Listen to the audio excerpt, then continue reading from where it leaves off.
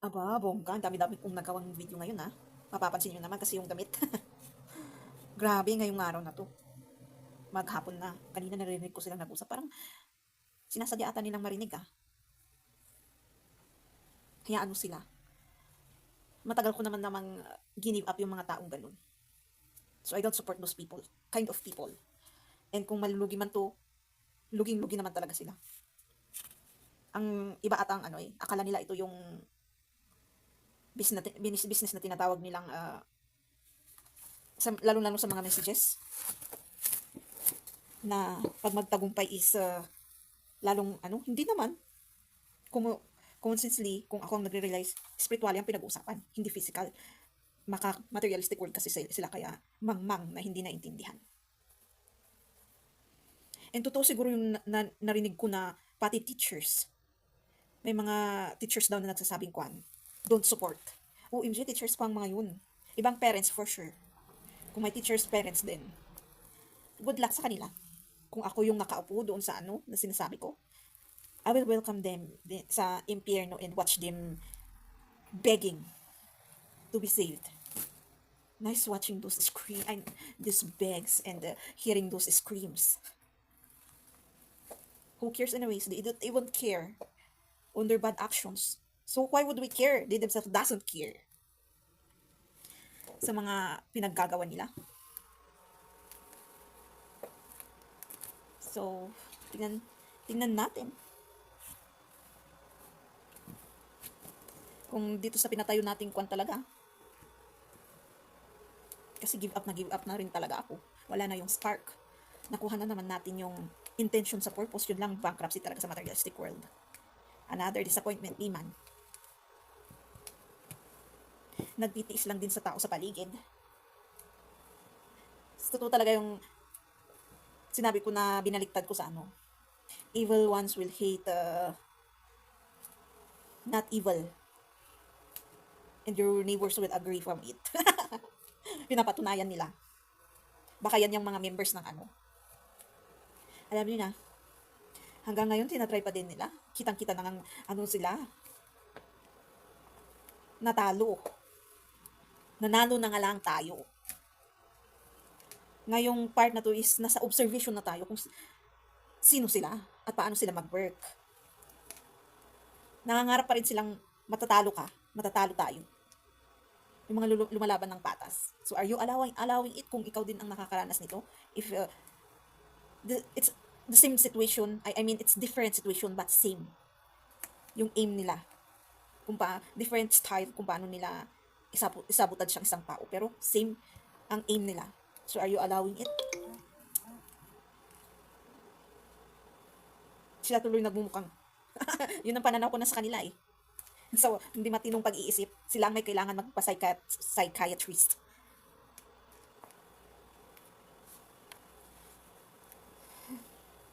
Kasi madadagdag to sa history eh. Madaming mapapahiya. Madadagdag din sa Biblia, madaming mapapahiya. Ang galing ng representative nyo. Ipakita kung sino kayo. Yung umiiral sa mali. Na akala mo may pinupubok. Meron, in Islam. Lalong lumalakas yung boundaries and limitations. And protection sa sarili na. Bakit ka naman makakaingit sa mga ganun na immature na tao? Makapag-usap sa labas parang hindi mo naririnig. Kunwari nagbubulungan. Grabe, rinig na rinig po. Parang bata. Well, bata na nga sa adult body. Walang kahihiyan sa sarili. With the gap age, for sure mas bata ako. Tapos mas matandang mga yun. Pinapatas ang sarili sa ay, wala na talagang adult ngayon. Napaka-immature. Very kid sa mas kid. At least yung kid na yun talagang totoong kid.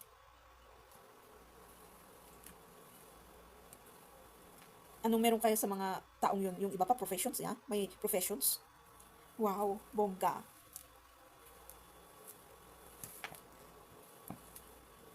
And lahat naman ng state natin is kung anong experience natin, hindi lang basta smear campaign. Bakit naman ako na nagsasabi ng katotohanan ang nag-undergo ng spiritual healing is gagawa ng ganito na kwento? Sinayang ko lang ang rangko ko. I welcome a gift, then destroy it. OMG. Baka jealous din lang sila doon. I-work out kasi nila sarili nila. Para napakalakas talaga evil eye. So may message siya kung na hagilap na sa shift na to na nangyari. Kasi for sure shift din yung, may nakita kong post na malakas yung vibration or frequency na nahagilap nila sa kung anong machine yung ginagamit nila doon na may screen. Yung June, end of the month. Is yung galit na hindi nila maintindihan na meron tayo sa kanila mapupunta. Yun ang purpose nun. Hindi na tayo makakaranas nun. Wow. Narinig na tayo. For sure may ginawa silang ritual nung June 30 na yun para hindi mangyari ang mangyari. Pero nag-shift ng tayo ang nanalo, mga lumalaban sa patas. Sa kanila napunta yung energy na hinihate nila sa atin na hindi natin maintindihan. So sila ang mostly mahihate. Mga copycat, yung mga user, mga pakunwari, mga hypocrite, lalo-lalo yung malignant, yung kitang-kita mo talagang masamang ugali. Mga covert narcissist, ganun. Balance ang may liligtas, yung balance na tao. Yung humble na tao. Kasi kahit covert, sabihin mong hindi mo naman nakikitaan ng actions na pero yung paano sila mag-isip at magsalita na hindi maganda sa kapwa. Kaya naging covert na tinatawag nila. So, we that are bawang, kahit anong gawin nilang sira sa pangalan natin, wala silang magagawa. Good luck sa kanila. Wala kahit nanonood sila dito tapos ikwenta mo kung sino ka at anong purpose kung bakit andito ka. Wala pilit pa rin at ginagawa yung pinipilit nila na ordinary ka lang na tao, ganito, ganyan, mukha ka namang walang kwenta. Alam niyo na ang pag-iisip ng immature na tao. So, leaders, they deserve din disrespect and pagsusungit. They have to learn how to bring back the trust, the real trust. And sila na ang pag sa nakalimutan ko na. Sila na maglalambing, sila na ang magko-court, ganun sa English ko tuloy na naalala. Ano bang Tagalog ng pagko-court? Yung lalaki is gusto niyang i-court yung babae. Kung gusto niyang maging girlfriend. Anong Tagalog nun? Nakalimutan ko na. Naantok din kasi ako. Bago ako tamarin gumawa ng video. So we have to document all. Hindi actually para sabihin ganito ganyan, pero for the ones who resonates with the kwento is kaya nyo yan. Kasi ganun talaga sila ka immature na pinipilit yung gusto nilang ikaw yung dapat makisama lagi.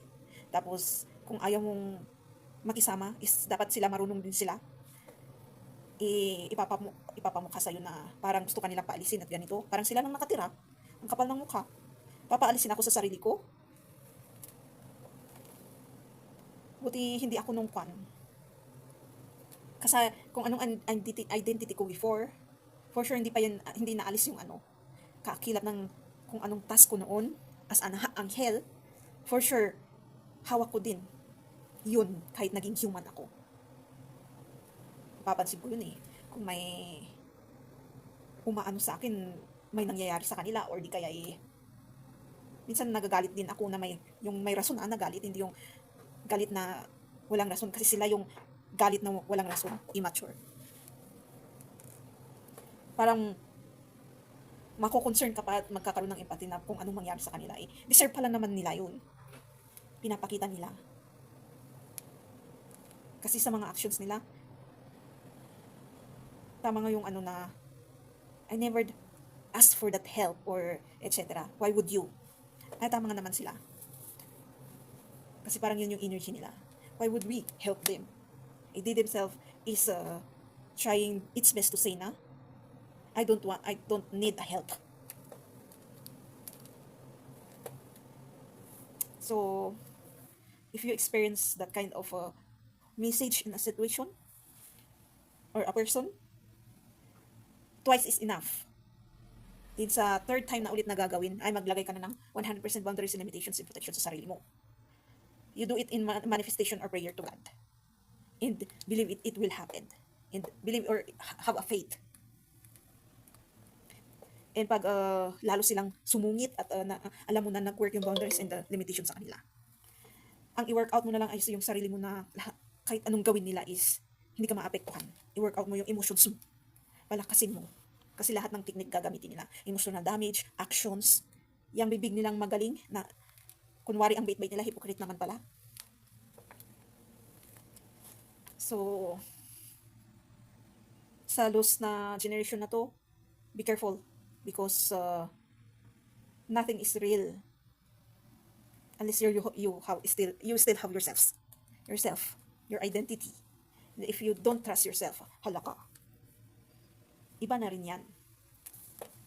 You know that you are like them.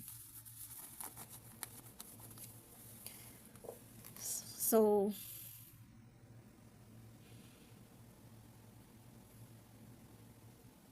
iwan ko kung paano ko kakausapin yung ano. Lalo-lalo yung mother namin. Kasi as in eh.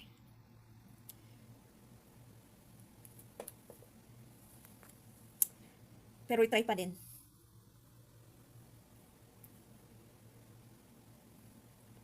If di biglang sinuportahan ka, it's a sign of siguro asking forgiveness. Let's accept that part. But sorry, you were forgiven, pero kailangan nilang intindihin yung boundaries and limitations in the relationship of, kasi nawawala yun minsan eh, relationship of a customer and a worker. May boundaries. It's not a house para sabihin you totally connect with them, then totally give a services. Kasi parang yun yung expectation ng iba. Pag hindi nila nakuha, is, hindi ba na nila na, kaya napupunta sa akin na, minsan pag nakaupo ka at nakaka-realize and nakikita mo yung reaction nila and parang may expectation sila pa na more, is, hindi pa nila alam na customer sila, tapos I'm working, na kahit alam nilang ako yung boss, pero ako lang din yung worker, na it's a different between a home service. It's a establishment of business. Weird. Parang may nakakalimutan silang part na ganun. Pero pag sometimes people says that when you entered, it looks like home na tinatawag nila. Very welcoming. Pero they have to learn boundaries and limitations also. Na even though it's like home, it's still a business establishment. There's a boundaries between customer and the worker itself.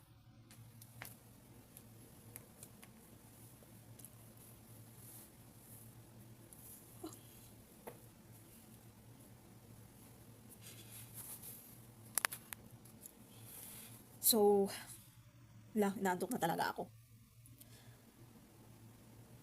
So, hindi talaga nawawala pa yung energy ko na we deserve what's happening in this world, all over the world. The crisis, the crimes, I can say, the nature weathers, like, or climate, like those earthquake, dami namang nangyayari na dumadating sa atin, yung nature disasters na nangyayari. Cause we never change. If we said we change, we never actually. If we said we are doing accountability, you never actually. And why still that thing is happening?